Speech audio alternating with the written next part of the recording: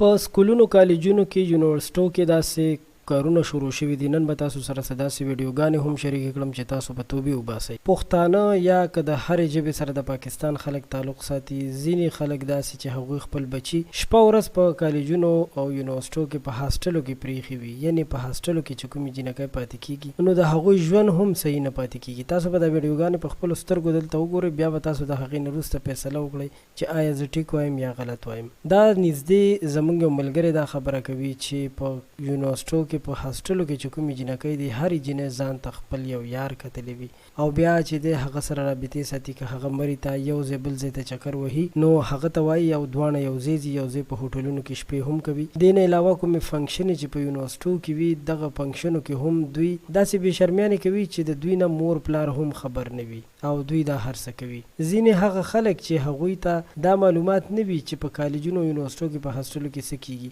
ځکه چې د هغوی دومره تعلیم نه وي او نه دغلته یونیورسټو کې پاتې شوي وي، نو هغوی غواړي په خپل بچي باندې ښه تعلیم وکړي، ښه ایجوکیشن هغه ته ورکړي. خو د دغه ښه ایجوکیشن انجام دا شي چې هغه خور لوري چې د هغه د یو غلط ټریک اړخ ته لاړه شي. نو دا ویډیو مې ستاسو دپاره یو د اویرنس دپاره جوړه کړه چې تاسو په دې باندې پوه شئ چې ستاسو بچي یا ستاسو اولاده چې کومه ده هغه د دې قسم کارونو نه ځان وساتي، ځکه چې که کلک مخنیوی د دغه کارونو ونه شي نو بیا دا یو داسې شروخ اختیاروي او داسې اړخ ته دا هر څه وړي چې د جینۍ او د هلک د دواړو پکې بدنامي هم کېږي، خاندانونه هم بدنامیږي او زیات وختونه پکې داسې هم شوي چې بیا اخره کې پکې قتل هم شي. نو په کار ده چې خپلو بچو ته د دنیوي تعلیم سره سره اسلامي تعلیم هم ورکړي چې په دې هر څه باندې پوه شي او هغه د خپل مور پلار د عزت په صحیح طریقې سره خیال وساتي.